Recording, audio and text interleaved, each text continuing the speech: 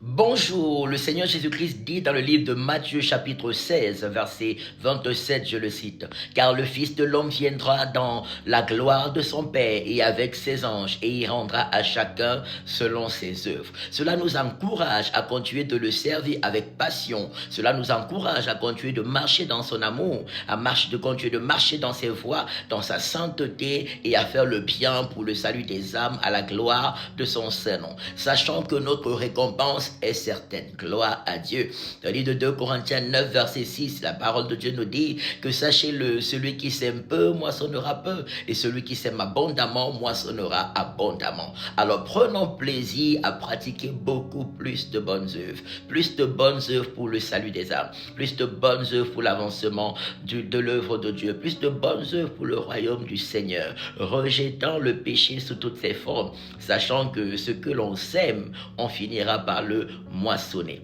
J'aime cette parole dans le psaume 126, verset 5 au verset 6. La parole de Dieu nous dit que ceux qui sèment avec larmes moissonneront avec joie. Celui qui porte ses gerbes en pleurant quand il va, reviendra avec allégresse en portant ses graines. C'est-à-dire celui qui va semer en pleurant reviendra avec allégresse quand il rentrera avec sa récolte. Gloire à Dieu. C'est pour nous dire que peu importe les difficultés qu'on rencontrera, certainement on en rencontrera quand on marchera dans la sainteté et dans l'obéissance à Dieu, dans ce monde rempli de péchés. Mais si on reste fidèle dans la sainteté de Dieu, on reste fidèle dans le zèle pour le salut des âmes, pour l'avancement du royaume de Dieu, les bonnes œuvres pour le Seigneur Jésus-Christ, la récompense sera extraordinaire pour chacun d'entre nous. De riches récompenses nous attendent dans le siècle présent comme dans le siècle à venir, comme nous le dit le Seigneur Jésus dans Marc 10, verset 28 au verset 30. Alléluia. Je prie que la grâce de Dieu remplisse nos cœurs, que l'amour de Dieu remplisse nos cœurs, la joie de pratiquer le bien, la joie d'être zélé pour sa gloire, la joie de le suivre et le servir comme il attend de nous, la joie de rejeter le péché sous toutes ses formes et de rester fidèle au Seigneur Jésus-Christ, quels que soient les défis, quelles que soient les épreuves. Que cette grâce nous accompagne au nom de Jésus-Christ de Nazareth. N'oublions pas notre spécial programme de délivrance et restauration des familles sous le thème la destruction des liens et des œuvres de mysticisme, de magie et de sorcellerie. Sachant comment ça détruit la vie de beaucoup de personnes aujourd'hui, de beaucoup de familles, de beaucoup de communautés, de beaucoup de destinées. Venez, c'est samedi 8 mars 2025 de 14h à 18h et dimanche 9 mars 2025 de 13h à 17h à l'école Vinet, rue de l'École supérieure 2005 Lausanne. L'entrée est gratuite.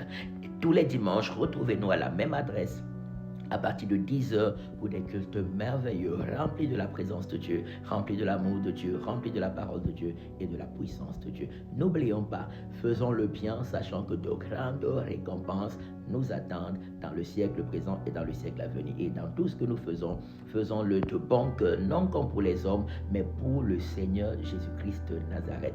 C'est pourquoi il est important de rester fidèle à ses principes et à ses instructions, afin de demeurer sous sa protection, d'être rempli de sa puissance, de son secours, pour que lui reste fidèle et vivre comme il demande aujourd'hui et pour toujours. Que Dieu vous bénisse abondamment.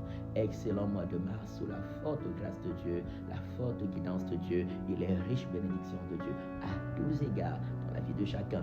Au nom de Jésus-Christ de Nazareth. Amen, amen, amen. Shalom.